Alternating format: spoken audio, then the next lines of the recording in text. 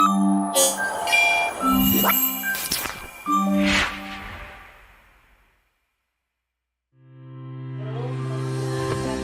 yang terbaru seperti yang sudah disosialisasikan oleh Kepala Unit ya, ketika kita melakukan workshop pada bulan kemarin. Nah, jadi sebelum observasi menginginkan kita sepakati dulu tentang belajarnya, dan Bapak Ibu jangan fokus hanya pada belajar semata ya, karena di PMM Bapak Ibu kemarin itu sudah dibagi dari 8 indikator. Jadi Bapak Ibu memilih atau melihat indikator yang mana apa, dan itu pun nanti harus muncul, harus nampak pada Bapak Ibu dari dalam kelas observasi. Kalau tidak salah mungkin di observation itu ya seperti apa yang harus dilaksanakan, apa yang harus dicari, ada janji Nah, kalau tidak ada, nanti Ibu ingin memperlihatkan kepada Bapak Ibu. Ini contoh Anda punya Pak Handani. Pak Handani itu di akun ini itu harus muncul, harus nampak, karena akan ada menjadi instrumen penilaian. Jadi instrumen penilaian nanti ada dua. Hal yang pertama mengenai modul ajar, di antaranya ada bagian tentang pelaksanaan atau laksana. Nah, hal yang kedua tentang praktik kinerja dari indikator pendidikan. Kita buka lihat contohnya tentang aktivitas internal. Nah, di sini ada rubinya. Rubi ini akan muncul hanya di Ibu atau ada di masing-masing. Nah, kalau ada di masing-masing, alhamdulillah. Ibu minta nanti Pak Beni namun indikator ini di print masing-masing indikator. Nanti Ibu akan melihat di modul ajar Bapak Ibu atau di perencanaan yang sudah dilakukan, kan Bapak melihat seperti ini. Pak Handani, indikator yang dipilihnya adalah mengenai aktivitas interaktif. Dan nanti ketika Bapak Ibu diobservasi oleh Ibu itu akan melihat. Nah, di sini perilaku yang dianjurkan guru sebagai fasilitas pembelajaran. Contoh misalnya, guru memotivasi semua peserta didik untuk berperan aktif dalam proses pembelajaran. Nanti ada ya tidak aja ya, Oven ditambah ya tidak begitu ya. Jadi nanti akan Ibu checklist, nanti akan diakumulasi nilai hasil praktek kinerjanya ya. Nah, kemudian yang perlu dihindari, guru membiarkan peserta didik membuat dan membagikan peran dalam kelompok.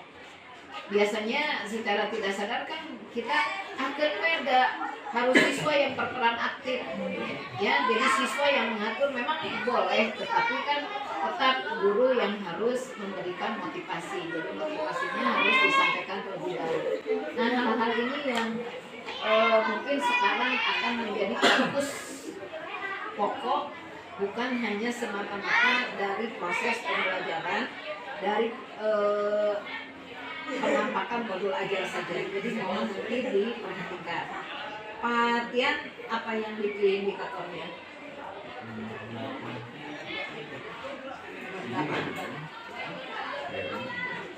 Coba dibuka PMM. Nah, jadi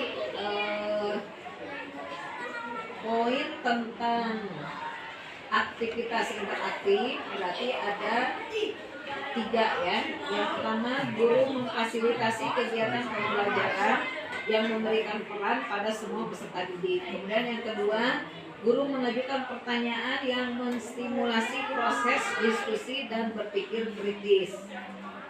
Kemudian yang ketiga, guru memfasilitasi terjadinya diskusi kelompok yang interaktif, kritis, dan inklusif. Ya, jadi di proses di kegiatannya, tolong Bapak Ibu lebih mengacu kepada indikator-indikator yang sudah dipilih atau dibagikan.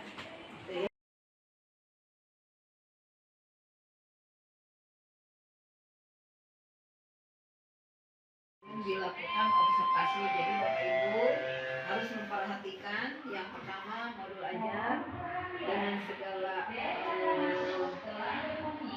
komponennya, ya, seperti kemarin sudah disampaikan oleh Pak Yudi, baik di Kombel maupun di workshop. Nah, yang kedua, dalam langkah-langkah nanti pelaksanaan, tolong perhatikan indikator-indikator yang sesuai dengan bagian Bapak Ibu, ya, yang ada 8 indikator. Tadi bagian kan indikator 8. Nanti salah satunya akan lebih dipertegas oleh Pak Mendy, yaitu mengenai indikator kesepakatan kelas. Karena kebiasaan Bapak Ibu kesepakatan kelas itu hanya ketika di awal dengan wali kelas, ya, padahal setiap kita masuk kelas pun itu diperlukan kesepakatan kelas, ya, karena mungkin situasi dan kondisi mungkin juga berpengaruh dari materi atau dari metodenya, perlu dibuat kesepakatan kelas juga, ya. Nah, kemudian contoh misalnya dalam hal disiplin positif. Jadi disiplin positif di sini bukan hanya muncul dari siswa, tapi juga guru juga harus menentukan seperti apa disiplin positif itu. Makanya nanti dibuatlah indikator-indikator yang akan dijadikan salah satu instrumen penilaian. Ya.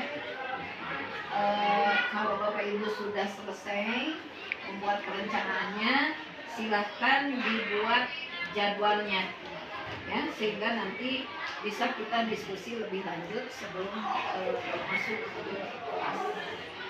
Ada yang mau didiskusikan lagi? Untuk tambahan salah satu kegiatan yang berkaitan dengan kelas ini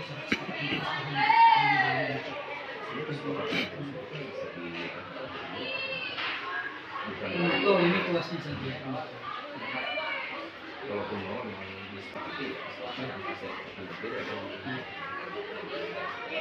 Ya, jadi kesepakatan kelas itu ya tadi kata Ibu, untuk setiap kita masuk ke berbeda kelas mungkin juga bisa dipengaruhi oleh beda materinya, beda metodenya, bisa aja. Jadi bukan berarti hanya semata-mata kesepakatan kelas itu di awal dibuat oleh wali kelas, ya, itu mah kesepakatan kelas umum yang berlaku untuk kelas tersebut, begitu ya. Kemudian bisa juga misalnya untuk pelajaran bahasa Indonesia kita buat kesepakatannya secara umum, pasti itu akan sama ke setiap kelas.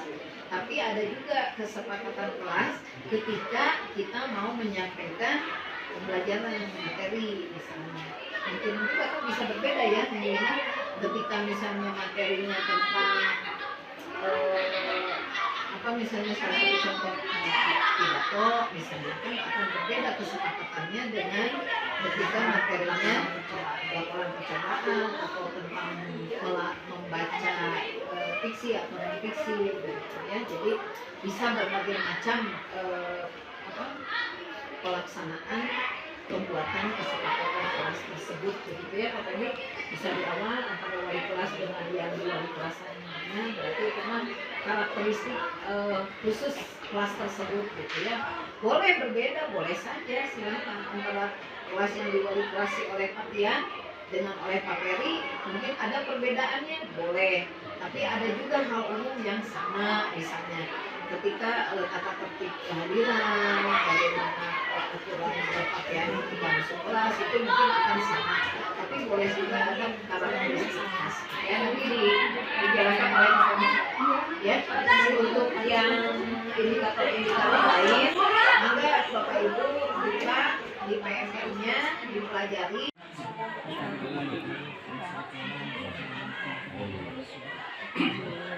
Ini mencermati kepala sekolah mengikuti dari mencermati tetap kurikulum Bu Eli yang saya hormati, salah satu tim kurikulum juga Pak Hendra, salah satu mentoring juga untuk hal ini Pak Hendra, karena beliau adalah kurikulum gerak.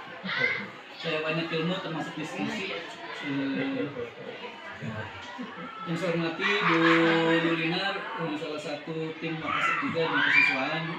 Bu Yulinar, sumber yang luar biasa, mas. Saya mau curhat saja sebetulnya ke teman-teman. Kalau untuk mengajari enggak ya, cuman ada salah satu teman saya, Bapak, saya ikut banyak pelatihan di Jakarta di Kemendikbud. Ini salah satu pelatihan terbaik yang pernah saya ikuti. Pernah Pak Hendra pernah ngomong gitu ke saya. mudah-mudahan ini saya mau Bapak Ibu itu apa ya, ada perubahan lah, terutama di keluarga, di kelas gitu. Karena apa ya, semacam psikologi mah, banyak hal-hal yang banyak pelajari di sana. Nah Bapak Ibu, yang saya hormati juga Bu Tita, staf kurikulum, yang hormati Pak Tian, Bu Ayu, Pak Ferry. Di sini saya cuma untuk mensosialisasikan kalian ya, kita diskusi bukan untuk saling ingat. Bahkan ini nanti umpan baliknya akan dijadikan program di kurikulum. Salah satunya adalah pemenuhan PNM gitu. Karena salah satu saya lihat di masuk kelas itu ternyata kesepakatan kelas itu belum ada. Yang ada adalah peraturan kelas. Yang ada itu yang saya lihat itu hanya sekedar sementara ya, hanya daftar tiket, terus apalagi ya, jadwal yang kurikulasikan. Nah, kesepakatan kelas itu belum muncul. Mudah-mudahan nanti saya coba, masih baru ke mata pelajaran. Bapak Ibu izin saya baca, nanti konsepnya kita diskusi satu-satu. Saya minta pendapatnya, umpan baliknya, jadi nggak ada yang salah dan nggak ada yang benar, karena persepsi itu kan orang beda-beda. Bapak Ibu, ini kenalkan ini fasilitator kami, karena ini kewajiban saya untuk menyampaikan adalah Bu Fitri Apriani Setia Dunia. Ini fasilitator dari Cirebon Ibu, terus Pak Iman yang pernah kesini, kemudian salah satu murid Ibu Ibu. Alhamdulillah beliau orang baik, selalu ngaji saya kan tugas-tugasnya. Pak Pendi udah beres tuh. Saya ingat surat yang itu kok kalau malam ada jam 12 belum. Alhamdulillah itu salah satu qadarullah, banyak ilmu yang luar biasa di sini. Bapak Ibu, intinya seperti ini. Jadi budaya positif itu adalah latar belakang, tujuan, pola ukur, sama daya dukung. Bismillah, mangga Ibu untuk ada yang perlu disampaikan untuk PNM Ibu. Terima kasih Bapak. Assalamualaikum warahmatullahi wabarakatuh. Terima kasih Bapak Ibu atas kehadirannya. Jadi untuk langkah observasi kinerja Bapak Ibu nanti di PNM, kita memakai langkah-langkah awal. Bapak Ibu mengajukan terlebih dahulu ya. Alhamdulillah di sini sudah ada 14 yang sudah diajukan dan sudah Ibu setujui. Nah, langkah berikutnya Bapak Ibu merencanakan pelaksanaan waktu untuk observasinya mau kapan ya. Nah, tetapi sebelum ke perencanaan tanggal, tentu saja Bapak Ibu harus mempersiapkan secara administratif untuk kelengkapan observasi nanti. Salah satunya di modul ajar itu adalah hal yang paling penting ya. Alhamdulillah pada minggu kemarin Bapak Ibu sudah membuat kesepakatan ya, supaya ada persamaan persepsi mengenai modul ajar, terutama ada bagian-bagian CP yang Bapak Ibu mungkin belum menggunakan CP yang terbaru seperti yang sudah disosialisasikan oleh Pak Yudi ya ketika kita melakukan workshop pada bulan kemarin. Nah, jadi sebelum ke observasi, Ibu inginkan kita sepakati dulu terutama modul ajarnya, dan Bapak Ibu jangan terfokus hanya kepada modul ajar semata-mata ya, karena di PMM Bapak Ibu kemarin itu sudah dibagi dari 8 indikator. Jadi Bapak Ibu memilih atau kebagian indikator yang mana, tentang apa. Nah, itu pun nanti harus muncul, harus nampak ketika Bapak Ibu di dalam kelas di observasi. Kalau tidak salah mungkin di format Bapak Ibu akan muncul ya, seperti disiplin positif, kesepakatan kelas, apa yang harus dilaksanakan, apa yang harus dihindari, ada tidak di format PMM Bapak Ibu? Nah, kalau tidak ada, nanti Ibu ingin memperlihatkan kepada Bapak Ibu. Nah, ini contoh Anda punya Pak Handani. Pak Handani itu indikator pilihannya tentang aktivitas interaktif. Nanti salah satu indikatornya tentang kesepakatan kelas, Pak Pendi akan menjelaskan ya seperti apa kesepakatan kelas itu, apa yang harus Ibu Bapak laksanakan ketika diobservasi di dalam kelas, apa yang harus dihindari. karena rambu-rambu atau indikator-indikator tersebut akan di-print dan dijadikan sebagai instrumen penilaian. Kalau semester kemarin Bapak Ibu banyak terfokus kepada modul ajar, ya.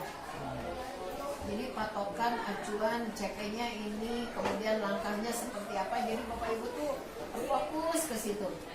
Ada hal yang lebih penting, indikator yang dipilih terlupakan. Nah, Ibu ingin di semester 2 ini indikator-indikator yang sudah dibagi atau dipilih itu harus muncul, harus nampak. Karena akan ada menjadi instrumen penilaian. Jadi instrumen penilaian nanti ada dua hal, ya. Hal yang pertama mengenai modul ajar, di antaranya ada bagian tentang pelaksanaan atau langkah-langkah. Nah, hal yang kedua tentang praktik kinerja dari indikator pilihan. Kita buka lihat contoh yang tentang aktivitas interaktif. Nah, di sini ada rubiknya. Rubik ini akan muncul hanya di Ibu atau ada di masing-masing. Nah, kalau ada di masing-masing, alhamdulillah Ibu minta nanti Pak Fendi mohon indikator ini di print masing-masing indikator. Nanti Ibu akan melihat di modul ajar Bapak Ibu atau di perencanaan yang sudah diajukan, kan Ibu akan melihat seperti ini. Pak Handani, indikator yang dipilihnya adalah mengenai aktivitas interaktif. Nah, nanti ketika Bapak Ibu diobservasi oleh Ibu, Ibu akan melihat. Nah, di sini perilaku yang dianjurkan guru sebagai fasilitas pembelajaran. Contoh misalnya, guru memotivasi semua peserta didik untuk berperan aktif dalam proses pembelajaran. Nanti ada ya tidak aja ya, pokoknya ditambah ya tidak gitu ya. Jadi nanti akan Ibu checklist, nanti akan diakumulasi nilai hasil praktek kinerjanya, ya. Nah, kemudian yang perlu dihindari, guru membiarkan peserta didik membuat dan membagikan peran dalam kelompok.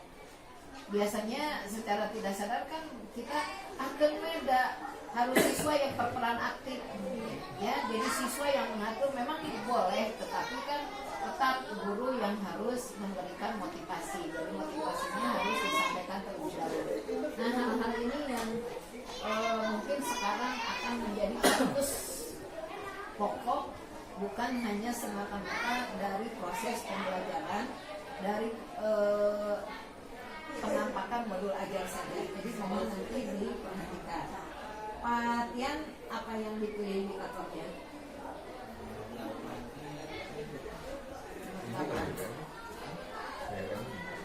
Coba di copy ya. Nah, jadi poin tentang aktivitas interaktif berarti ada 3 ya. Yang pertama, guru memfasilitasi kegiatan pembelajaran yang memberikan peran pada semua peserta didik. Kemudian yang kedua, guru mengajukan pertanyaan yang menstimulasi proses diskusi dan berpikir kritis. Kemudian yang ketiga, guru memfasilitasi terjadinya diskusi kelompok yang interaktif, kritis, dan inklusif.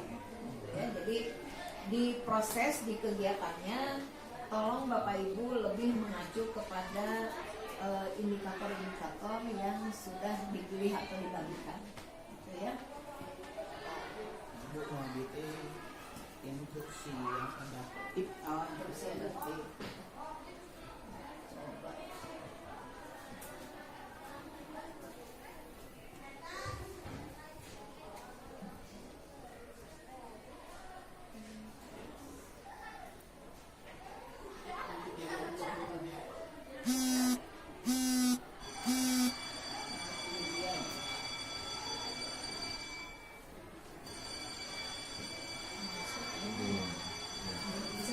Bisa ya, belum bisa karena belum mengajukan jadwalnya. Ya nggak apa-apa. Yang penting sekarang kita melakukan tahap perencanaan ya sebelum dilakukan observasi. Jadi Bapak Ibu harus memperhatikan yang pertama modul ajar dengan segala komponennya ya, seperti kemarin sudah disampaikan oleh Pak Yudi, baik di kongel maupun di workshop. Nah yang kedua, dalam langkah-langkah nanti pelaksanaan tolong perhatikan indikator-indikator yang sesuai dengan bagian Bapak Ibu ya, yang ada 8 indikator tadi kalian kan indikator ke-8. Nanti salah satunya akan lebih dipertegas oleh Pak Pedri, yaitu mengenai indikator kesepakatan kelas. Karena kebiasaan Bapak Ibu kesepakatan kelas itu hanya ketika di awal dengan wali kelas ya, padahal setiap kita masuk kelas pun itu diperlukan kesepakatan kelas ya, karena mungkin situasi dan kondisi mungkin juga berpengaruh dari materi atau dari metodenya, perlu dibuat kesepakatan kelas juga ya. Nah kemudian contoh misalnya dalam hal disiplin positif, jadi disiplin positif di sini bukan hanya muncul dari siswa, tapi juga guru juga harus menampakkan seperti apa disiplin positif itu. Makanya nanti dibuatlah indikator-indikator yang akan dijadikan salah satu misalnya penilaian ya.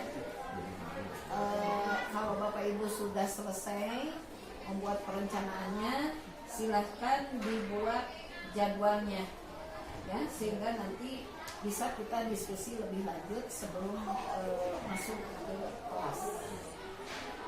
Ada yang mau didiskusikan lagi? Yang mungkin tambahan, salah satu bukti dukung untuk PPM untuk wali kelas makanya harus ada kesepakatan kelas paham di dalam itu. Kesepakatan kelas itu kan bisa diajukan ke guru atau Termapel ini kelasnya saja termapel. walaupun mau memang disepakati kesepakatan kelas yang akan dulu atau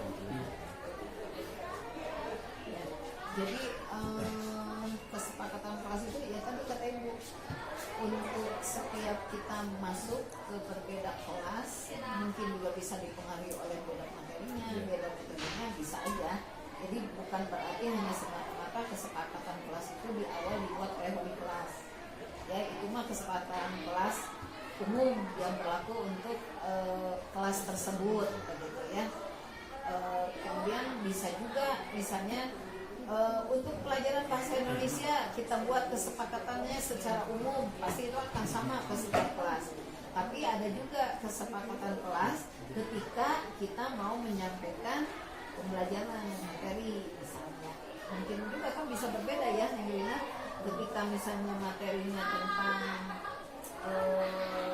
apa misalnya salah satu contoh pidato misalnya, kan akan berbeda kesepakatannya dengan ketika materinya laporan percobaan atau tentang membaca fiksi atau non fiksi ya. Jadi bisa berbagai macam pelaksanaan pembuatan kesepakatan kelas tersebut begitu ya Pak Tani. Bisa di awal antara wali kelas dengan yang di wali kelasannya, berarti itu kan karakteristik khusus kelas tersebut gitu ya. Boleh berbeda, boleh saja, silahkan antara kelas yang diwali kelasi oleh Pak Tia dengan oleh Pak Peri mungkin ada perbedaannya, boleh. Tapi ada juga hal umum yang sama, misalnya ketika tata tertib kehadiran, bagaimana aturan berpakaian dalam kelas itu mungkin akan sama. Tapi boleh juga ada karakteristik khas. Ya nanti dijelaskan oleh kesana ya. Untuk yang indikator-indikator lain, maka Bapak Ibu buka di PSM-nya, dipelajari, jangan sampai nanti yang harus dilakukan jadi tidak, yang tidak boleh dilakukan jadi ada begitu. Nah itu mungkin rambu-rambu yang paling besar. Itu aja. Kalau tidak ada yang ditanyakan, Ibu cukupkan dulu. Terima kasih. Mudah-mudahan untuk kelompok ini nanti pas pelaksanaan observasinya bisa berjalan lancar. Ya. Nanti kita lanjutkan diskusi yang berikutnya. Setelah dilakukan observasi, kita lakukan diskusi tindak lanjut, ya, refleksi dan lain sebagainya. Tapi tetap akan secara berkelompok supaya lebih mempermudah ya. Jadi hari ini Ibu lakukan perencanaannya untuk kelompok 1 dulu, ya. Berikutnya nanti kita bertahap lagi. Silakan Pak Kami selanjutnya.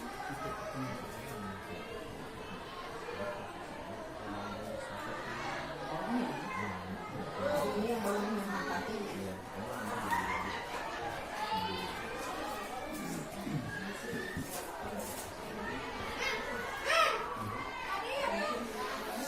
Bismillahirrahmanirrahim. Assalamualaikum warahmatullahi wabarakatuh.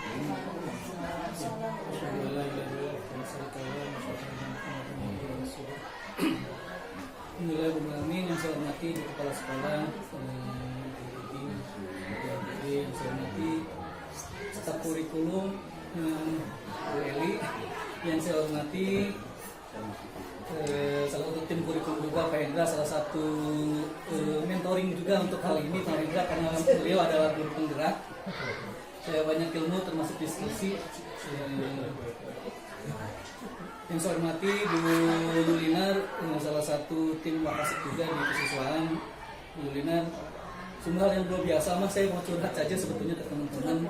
Kalau untuk mengajari enggak ya, cuman ada salah satu teman saya, kapan saya ikut banyak pelatihan di Jakarta di Kemendikbud. Ini salah satu pelatihan terbaik yang pernah saya ikuti. Qadarullah, Pak Hendra nggak pernah ngomong gitu ke saya. Mudah-mudahan ini saya ngomong ke Pak Ibu itu apa ya, ada perubahan lah, terutama di keluarga, di kelas gitu. Karena apa ya, semacam psikologi, banyak hal-hal yang banyak pelajari di sana. Nah, Bapak Ibu, yang saya hormati juga Bu Tita, staf kurikulum, yang hormati Pak Tian, Bu Ayu, Pak Peri. Di sini saya cuma untuk mensosialisasikan kalian ya, kita diskusi bukan untuk saling minat. Bahkan ini nanti umpan baliknya akan menjadikan program di kurikulum. Salah satunya adalah pemenuhan PNN gitu. Karena salah satu saya lihat di masuk ke kelas itu ternyata kesepakatan kelas itu belum ada. Yang ada adalah peraturan kelas. Yang ada itu yang saya lihat itu hanya sekedar sementara ya, hanya daftar tiket, terus apalagi ya, jadwal yang komunikasikan. Nah, kesepakatan kelas itu belum muncul. Mudah-mudahan nanti saya coba, masih baru ke mata pelajaran. Bapak Ibu izin saya baca, nanti konsepnya kita diskusi satu-satu. Saya minta pendapatnya, umpan baliknya, jadi nggak ada yang salah dan nggak ada yang benar, karena persepsi itu kan orang beda-beda. Bapak Ibu, ini kenalkan ini fasilitator kami, karena ini kewajiban saya untuk mensosialisasikan adalah Bu Fitri atau ini Setia Diningrat. Dia fasilitator orang Cirebon, Ibu. Terus Pak Iman yang pernah kesini, Pak Iman Burman, salah satu murid Ibu ya Bu. Alhamdulillah beliau orang baik, selalu nagih saya kan tugas-tugasnya. Pak Pendi udah beres belum Pak Pendi? Nagih saya itu teleton yang itu Bu kalau malam, aduh jam 12 udah belum. Alhamdulillah itu salah satu qadarullah, banyak ilmu yang luar biasa di kasih. Bapak Ibu, intinya seperti ini. Jadi budaya positif itu ada latar belakang, tujuan, tolak ukur, sama daya dukung. Nah, di sini Bapak Ibu saya bacakan sebentar ya, mungkin sedikit teoritis di sini, nanti Pak Hendra bisa mengatasi saya. Jadi budaya positif itu merupakan wujud dari keyakinan yang disepakati oleh kelas juga sekolah. Jadi ada di kelas juga ada di sekolah, di mana guru dapat memberikan tuntutan agar siswa menemukan kemerdekaan dalam belajar. Nilai-nilai positif yang dibutuhkan untuk membentuk karakter pelajar Pancasila menjadi contoh dan melakukan pembiasaan yang konsisten. Nah, saya belum konsisten loh. Tujuannya, nah di sini tujuannya menumbuhkan budaya positif di kelas dan sekolah dengan meyakini nilai-nilai kebijakan yang universal. Bapak Ibu, apa sih tolak ukurnya? Ketika disiplin sekolah itu udah muncul di kita, tolak ukurnya yang pertama adalah pelaksanaan keyakinan kelas. Nah, di sini berarti belum muncul karena keyakinan kelas saya lihat masih belum ada. Terus kesadaran diri untuk melakukan budaya positif di mana pun. Dan yang keempat adalah dukungan atau motivasi dari sekolah termasuk rekan-rekan guru. Dukungan di sini artinya bukan berarti harus selalu menyuruh ya, artinya jadi contoh dan teladan juga Pak Hen. Nah, ini mangsanya saya juga dengan kegiatan seperti ini meminta izin ke sekolah, terus juga berdiskusi dengan teman-teman, terus juga membuat keyakinan kelas untuk mata pelajaran pribadi dulu Pak Hen, karena saya bukan wali kelas. Nah, terus juga coba menuntun gitu, memberi contoh. Yang saya rasakan Bapak Ibu mungkin terlalu teoritis, yang saya rasakan sekarang saya lebih dekat sama siswa minimal. Kalau dulu saya menghukum Pak Hen, bukan manajer. Minimal sekarang anak yang saya jujur nggak mau seremonial, saya lihat ada anak tidur, ini kesempatan untuk saya untuk mempraktekkan. Ternyata anak lebih dekat sekarang, terasa sama saya Pak Hen. Bapak Ibu, ini saya juga minta izin sama Ibu, mas rekan-rekan. Pertanyaannya, apakah makna budaya positif? Terus apakah contoh penerapannya sudah dilakukan di sekolah kita? Nah, tolak ukurnya tadi sudah ada kesepakatan kelas, kita belum ya. Terus mungkin ada, tapi kita lihat masih ada yang kelas-kelas yang belum. Nanti saya akan coba sampaikan ini. Bapak Ibu izin saya bacakan budaya positif di sekolah, yaitu nilai-nilai dan kebiasaan-kebiasaan di sekolah yang berpihak pada peserta didik agar mereka dapat berkembang menjadi pribadi yang kritis, penuh hormat dan bertanggung jawab. Nah, Bapak Ibu, alhamdulillah mudah-mudahan budaya positif juga saya akan kolaborasikan Pak Hen kebetulan juga dari MGMP saya juga jadi ketua, terus di sini juga salah satu ketua Komdo. Mudah-mudahan sih yang di PGRI juga mudah-mudahan sih alhamdulillah memang udah ada budaya positif walaupun masih belum maksimal ya. Paradigmanya Bapak yang pertama saya pelajari ini sekedar sukses saja, banyak untuk modul pertama Bapak Ibu yang belum ikut penggarap itu kita belajar tentang filosofi pendidikan Gajah Dewantara. Di sana ada istilah tabulasa. Nah, tabulasa itu adalah bahwa murid itu seperti kertas kosong. Jadi yang mengisi itu sebenarnya kita.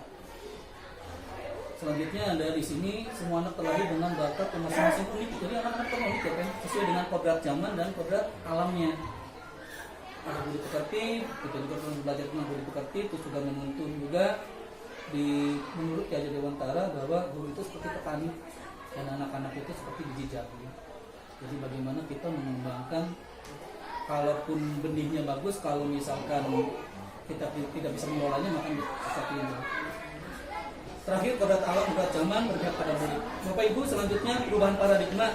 Mudah-mudahan saya garis bawahi bahwa lingkungan yang positif, aman dan nyaman di sekolah kita terwujud. Selanjutnya Bapak Ibu, di sini ada pemaparan perubahan paradigma teori kontrol.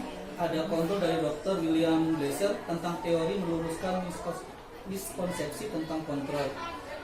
Ilusi kontrol murid, terus ilusi kontrol merasa bersalah, penguatan positif efektif bermanfaat, ilusi bahwa orang dewasa memiliki hak untuk memaksa. Bapak Ibu, ini contoh paradigma stimulus respon. Ada stimulus respon dan ada teori kontrol. Kalau stimulus, kita mencoba mengubah orang agar berpandangan sama dengan kita. Kalau teori kontrolnya, kita berusaha memahami pandangan orang lain tentang dunia. Beda ya Bapak Ibu. Kalau kita lihat yang pertama itu mengubah orang lain.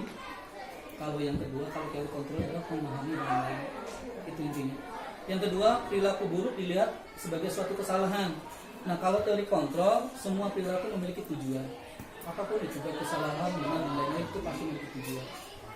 Kalau stimulus respon, bedanya orang lain bisa mengontrol saya. Kalau teori kontrol, hanya Anda yang bisa mengontrol diri Anda.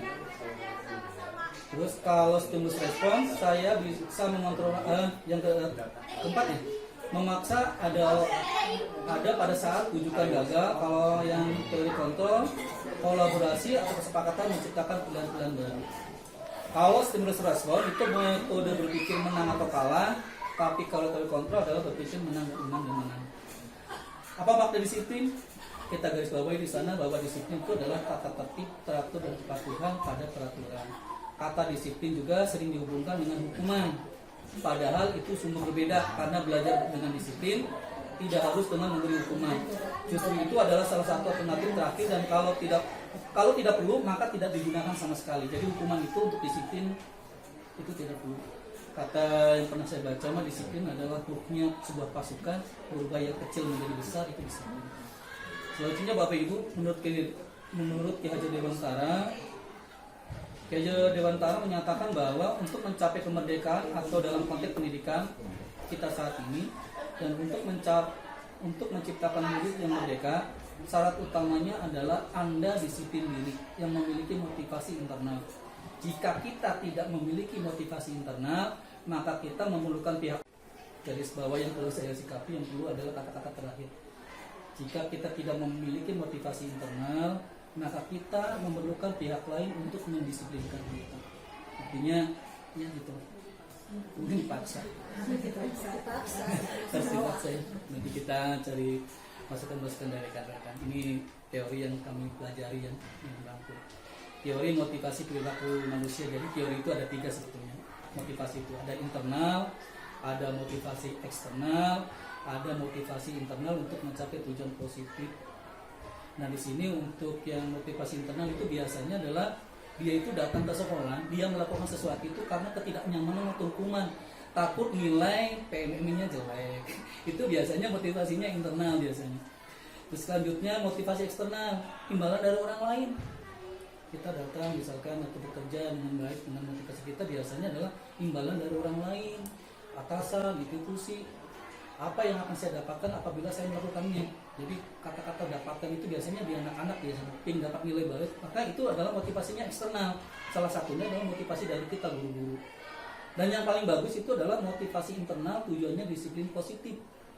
Untuk menghargai diri sendiri, saya bekerja itu untuk sebagai tanggung jawab saya, memberi suri teladan untuk murid-murid, yang senior misalkan ngasih teladan ke kita, gitu, termasuk kita juga ngasih teladan. Itu yang paling baik adalah motivasi yang terakhir. Nah ini Bapak Ibu, jadi terus peraturan kelas harusnya itu nanti diwujudkan ke dalam keyakinan peraturan kelas. Sementara ini saya lihat masih di peraturan kelas. Lebih luasnya lagi adalah keyakinan kelas, lebih luasnya lagi adalah lingkungan positif, dan terakhirlah budaya positif. Jadi budaya positif itu adalah lebih luas cakupannya daripada lingkungan positif, keyakinan kelas, dan peraturan kelas. Nah, keyakinan kelas, hukuman dan penghargaan. Mengapa tidak ada peraturannya saja? Mengapa harus keyakinan kelas? Jadi pertanyaannya, kenapa kita harus bikin keyakinan kelas? Mengapa kita tidak memiliki peraturan harus menggunakan helm bila mengendari kendaraan roda 2? Kenapa harus pakai helm? Jadi intinya gitu. Terus, mengapa kita memiliki peraturan 3M, menggunakan masker, mencuci tangan, atau menjaga jarak ketika kita waktu pandemi kemarin? Atau mengapa kita memiliki peraturan yang harus datang tepat waktu pada saat pelatihan? Nah, untuk mendukung motivasi implisik, kembalikan nilai-nilai keyakinan menggunakan seseorang dibandingkan mengikuti rangkaian peraturan-peraturan. Jadi intinya mah, daripada kita mengungkapkan peraturan-peraturan, biasanya Bapak Ibu kalau misalkan peraturan ini tidak boleh pegang HP, itu peraturan biasanya. Tapi yang kalau keyakinan kelas itu muncul dari siswa. Nanti terakhir saya akan coba kasih contoh dengan yang disimulasikan waktu kemarin di Lokakarya yang kedua. Kalau keyakinan kelas adalah gunakan HP dengan bijak. Itu muncul biasanya dari murid-murid. Menghindari kata-kata yang melarang biasanya seperti itu, jangan dan tidak. Nah, keyakinan kelas adalah nilai-nilai kebajikan atau prinsip-prinsip universal yang disepakati bersama secara universal, lepas dari latar belakang suku, negara, bahasa, dan agama. Nah, keyakinan kelas ini Bapak Ibu biasanya muncul dari siswa. Nanti mungkin sedikit saya ada dihentikan di sini. Biasanya muncul berupa kertas dari anak-anak dikumpulkan, nanti yang sama kita gabungkan. Nah, yang disepakati itu adalah bukan guru. Makanya betul kata-kata yang selalu saya ungkapkan, jangan samakan sepatu kita dengan kaki orang lain. Kelas ini mungkin kesepakatannya beda dengan yang kelas ini. Bukan peraturan, kalau peraturan kita sama biasanya. Dulu tuh peraturan tidak boleh masuk terlambat, itu biasanya peraturan.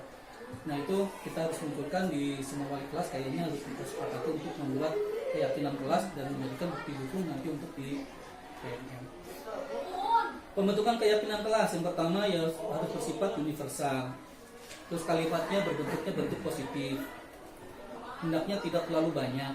Ya cukup yang bisa untuk membuat biasa kelasnya. Terus berkolaborasi dengan wali kelas lewat surat pendapat. Jadi bukan keinginan wali kelas. Tidak boleh bawa HP, tidak ini munculkan dari anak-anak biasanya seperti itu. Terakhir ini sedikit saya praktekkan, bukan ini, ternyata beda ketika ngajar dengan hati sama tadi ini. Saya ada sedikit berbeda, pengen ketika masuk saya coba praktekkan itu beda. Anak-anak itu ada rasa gitu di sini, dan saya rasakan diterapkan ke anak juga di keluarga. Anak sekarang lebih banyak chat biasanya, terutama anak yang paling besar gitu, karena saya tidak mendoktrin gitu. Banyak yang saya praktekkan di sini. Anak-anak juga saya lihat sih ada kelas baik ke saya gitu. Mudah-mudahan benar gitu ya. Soalnya saya nyaman, biasanya anak itu cerminan dari saya. Anak-anak juga asik seperti itu. Seperti ini Bapak. Ini juga kan kebiasaan. Nah, sebetulnya alhamdulillah kita itu di sini salah satu yang sudah luar biasa. Ada surat juga, saya juga sangat papakan, ternyata banyak sekolah juga yang bisa menerapkan ini. Kita pembiasaan juga rutin, termasuk dengan kegiatan-kegiatan lainnya. Intinya Bapak Ibu, saya ambil keputusan terakhir mungkin kalau banyak. Nah, di sini ada segitiga restitusi yang luar biasa ini. Materi yang saya sangat suka. Ini yang materi yang saya suka banget. Saya bisa praktekkan ini. Ini jujur ada anak tertidur, benar-benar tertidur. Datang si Repan. Wah, ini nih kesempatan saya untuk praktek apa-apa nih, walaupun di video ini untuk kesana langsung pasir. Si Herlan itu datang tertidur dia ternyata. Saya foto. Biasanya Pak Hen kalau saya tertidur saya langsung udah kamu keluar. Nah, saya ingat tuh segitiga restitusi. Coba praktekin. Nah, ternyata kan nanti segitiga restitusi itu seperti ini. Yang satu ini si Herlan itu kelas 9C, dia itu tertidur. Ternyata kegiatan malam itu yang main game. Saya kan nggak bisa. Itu aduh makanya dia bilang. Nah terakhir itu yang kelas 9A KM-nya. Dia itu kalau ini nggak pernah ngerjakan PR pak, sama tugas itu langsung kerjakan waktu saya masuk. Nah akhirnya saya pakai segi dari sisi pertama ya menstabilkan identitas. Ternyata pertanyaan-pertanyaan nanti Bapak Ibu bisa lihat pada intinya seperti ini Bapak Ibu. Ini kunci sebetulnya Pak, dari semua kunci di materi ini. Pertama adalah kontrol. Jadi yang pertama itu teori kontrol itu Anda tidak bisa mengontrol orang lain, yang Anda bisa itu mengontrol diri sendiri. Betul Pak. Saya nggak bisa mengontrol dia. Saya coba kontrol dia sendiri kan yang mengontrol dia. Yang kedua, semua perilaku itu pasti punya motivasi. Si Helan ini tertidur pasti punya motivasi. Dia tuh punya alasan, punya tujuan. Nah, di sana kita itu melakukan sesuatu kan bisa juga menghindari hukuman. Saya misalkan nggak berangkat sekolah nih, itu kan biasanya menghindari hukuman dari ibu biasanya. Bisa dicarikan ke ibu, itu kan berarti motivasi saya yang pertama tadi adalah menghindari hukuman sebetulnya. Yang kedua adalah untuk mendapatkan imbalan. Biar nilai SKP saya sangat baik. Itu biasa motivasi saya bekerja. Anak-anak juga sama sebetulnya. Yang ketiga, untuk menghargai diri sendiri. Ini mungkin lebih baik. Saya mau ingin masuk, saya nggak pengen sebagai bentuk tanggung jawab itu lebih baik. Yang terakhir, nah rata-rata guru itu sebagai sini nih, yang paling bagus itu di posisi yang kelima, manajer. Ada yang penghukum. Nah yang pertama biasanya ketika ada anak seperti itu tidak mengerjakan tugas, saya langsung cut. Karena penghukum. Yang kedua membuat rasa bersalah. Kamu tuh gimana sih? Udah bapak lagi ngurangin, kamu malah tertidur. Yang ketiga adalah sebagai teman. Itu mungkin lebih baik. Ini kamu tuh gimana? Kita ngobrol seperti teman. Pemantau. Dipantau. Yang paling bagus adalah sebagai manajer. Nah segitiga restitusi itu adalah menstabilkan identitas. Nanti kata-katanya itu banyak Bapak Ibu di sini. Salah satu contohnya mungkin sedikit ya, salah satu contoh mungkin bisa diterapkan sedikit, berbagi saja penting sampai menggurui. Pertama kalau saya tanyakan ke Erlan, nggak apa-apa kamu tertidur, kamu kenapa misalnya? Nah enggak sih kuitis seperti itu, enggak sih. Dan kamu kenapa lah? Pak gini-gini, akhirnya kan dia muncul semua. Pak gini-gini ya, saya gini-gini. Di sini ada kata-kata yang mungkin dari kunci ya. Berbuat salah itu tidak apa-apa. Itu adalah di proses yang pertama, menstabilkan identitas. Tidak ada manusia yang sempurna, manusia tidak sempurna. Kamu pasti ngantuk. Terus yang ketiga, iya Bu, gara-gara ini nih Bu. Di rekam ini, nggak apa-apa lah ini nonton. Ya, kalau mama ini mungkin udah biasa bagi saya, mama. Nah ini kan, nah saya baru tahu nih. Terus yang ketiga, saya juga pernah melakukan kesalahan. Dulu juga Bapak pernah ada bolos atau tidur di kelas gitu. Jadi langsung itu. Terus ya kamu juga berhak merasa begitu. Ya wajarlah kamu ngantuk. Nah setelah ini beres, dia kan udah muncul tuh alasan dan lain-lain. Nah baru yang kedua, validasi kebutuhan. Di sini, padahal kamu masih bisa melakukan yang lebih buruk daripada ini. Padahal kamu lebih baik lagi. Kamu masih untung masih sekolah. Kamu kan ngantuk sampai jam 2, jam 3, masih untung masih sekolah lah. Tertidur di sekolah ini. Berarti kamu masih menghargai Papa ini. Atau mending kamu masih masuk kelas, harusnya kamu di kantin. Atau kamu jajan atau di masjid. Atau di WC biasanya kita mah. Nah itu muncul. Atau bisa di sini ada kata-kata lain. Kamu pasti punya alasan mengapa melakukan itu. Kenapa kamu misalkan sampai jam 2? Pak, saya di sekarang lagi ini cuma udah full Pak. Saya lagi ngerakit ini cuma untuk kumpul-kumpul. Jadi saya gini Pak. Seperti itu.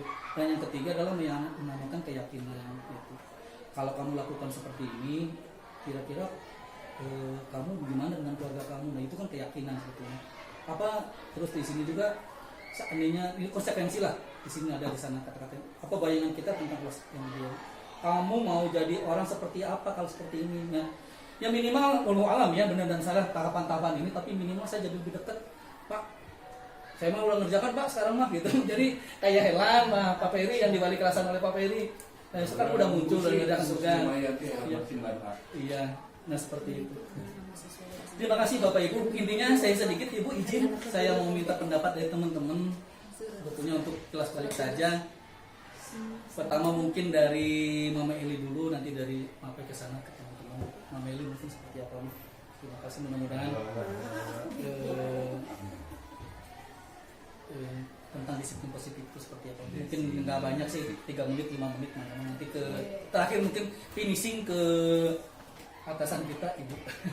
Karena Bu, motivasi itu Bu, sebetulnya itu Bu, ada yang menghindari hukuman, mendapat imbalan, itu semua guru yang terbaik itu adalah motivasi.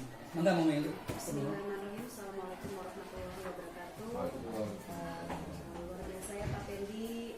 Walaupun tadi saya juga ogah-ogahan mengikuti diseminasi ini ya, tapi setelah melihat materi yang dipaparkan Pak Pendi tentang disiplin positif, ini dirasakan sangat penting sekali untuk bisa diterapkan oleh semua guru di kelas yang menjadi kelas abu kalau di ampunya gitu ya. Yang saya penasaran sih tadi soal yang segitiga restitusi, ini tahu lebih banyak kayaknya masalah ini. Itu sebagai, walaupun dalam kenyataan ada beberapa tahap yang sudah kami lakukan sebagai guru BK, itu sudah jadi hal yang biasa. Saya pikir semua guru juga seperti itu, tapi kayaknya ada sesuatu yang memang harus saya pelajari juga dari teori ini gitu ya Pak Tendi. Nanti tidak banyak komentar sih ya, saya cuma penasaran pengen mempelajari tentang segitiga restitusi itu, karena kelihatannya dari ekspresi wajah Pak Hendra juga sepertinya materi itu tuh sangat menarik gitu ya, termasuk Pak Pendi exciting banget, makanya saya juga penasaran kayak gimana sih gitu ya. Nah nanti saya masuk ke minta ini aja gitu, teorinya lebih dalam tentang materi itu, siapa tahu juga bisa apa istilahnya menjadikan pengembangan buat profesi saya sebagai guru BK untuk bagaimana kita takutnya ada teori yang lebih paling mengena buat anak pendekatan ya, terutama ya. Saya butuh itu aja sih sebetulnya tentang materi lebih lanjut. Iya, terima kasih. Terima kasih Mama Eli, luar biasa. Sebetulnya ini materi-materi yang di guru BK kan ini. Tapi saya alhamdulillah dapat ini. Mudah-mudahan Mungkin semua guru bisa ini. Bu Sri ini ya. Neng Yulina. Enggak, Yulina. Bismillahirrahmanirrahim. Assalamualaikum warahmatullahi wabarakatuh. Sungguh luar biasa Pak Fendi. Tapi sebagai itu dulu. Saya belum mau. Starla yang buat. Udah dibilang itu Starla. Saya menyoroti beberapa hal, tapi sebelumnya ini sesuatu yang sangat bermanfaat, terutama dalam membina karakter-karakter siswa di kelas. Saya tertarik juga terhadap keyakinan dan kesepakatan, karena itu banyak didengung-dengungkan. Manakala kita sekarang juga kalau fintech dan lain sebagainya itu selalu dijadikan praktik baik oleh para pengawas. Sebenarnya disiplin positif ini sendiri atau keyakinan dan kesepakatan sejatinya sudah diterapkan mungkin oleh ibu dan bapak beberapa di antara kita. Namun dari penamaannya saja, redaksinya saja, karena kita tidak paham bahwa oh ini tuh masuk ya ke keyakinan, sudah mungkin tidak nol sekali lah, gitu. Tidak tabula rasa tadi sebetulnya guru-guru itu. Hanya mungkin dengan adanya modul sekarang disiplin positif, jadi tahu bahwa oh yang kita lakukan ini adalah disiplin positif, yang kita terapkan ini adalah keyakinan dan kesepakatan. Tapi saya juga tadi kebetulan menilai kebersihan kelas. Jadi saya baru melihat hanya kelas 7 apa gitu yang di kelasnya itu sudah ditempelkan kesepakatan kelas. Sementara di kelas-kelas lainnya itu belum ada. Jadi mungkin itu bisa dijadikan salah satu tambahan untuk di kelas nanti menempelkan kesepakatan kelas secara umum tadi ya, kalau ibu bilang secara global yang harus diyakini, diamini dan dilaksanakan bersama oleh peserta didik pada kelas tersebut.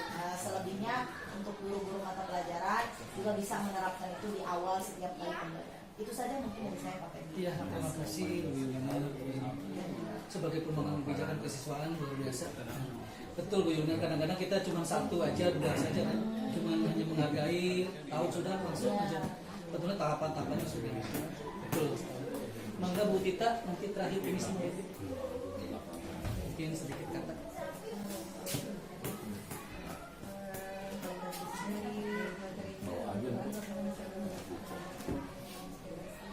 Tantangan sebenarnya kalau buat saya di dunia kelas saya menerapkan disiplin positif kepada anak-anak itu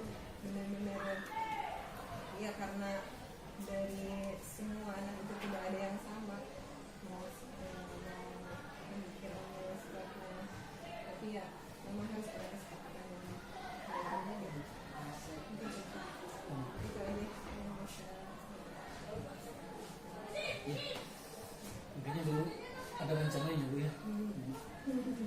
Mungkin Bu Sri pengen tahu. Baru datang. Bisa langsung diceritain Bapak.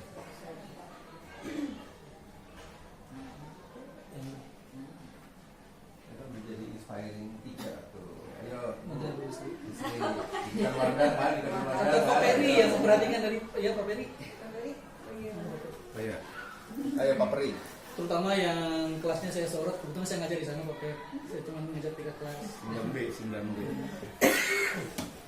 Di sini aja ya, mungkin saya mohon izin Ibu semua. Dalam rancangan tindakan untuk aksi nyata dan menunjukkan budaya positif. Sebenarnya gini, ini pengalaman saya pokoknya waktu PPG kemarin memang di dalam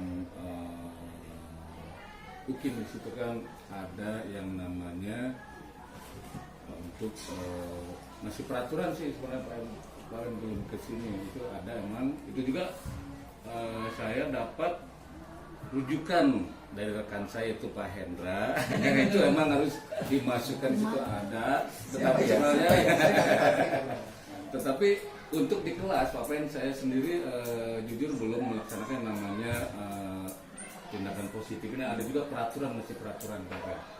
Mungkin untuk siswa-siswanya juga sebagian memang kata Pak Pen itu emang ada yang apa namanya Luar biasa ya. ya. Ini pengalaman yang kemarin juga Pak Pen ini waktu pelajaran saya itu di kelas 9A ada 3 siswi selama pembelajaran saya itu 3 jam dia tidak masuk di kelas. Nah emang ini saya emang apa namanya ya ada seperti yang kita dipakainya segitiga apa tadi namanya itu saya itu sebagai penghukum ya kemudian Membuat rasa bersalah.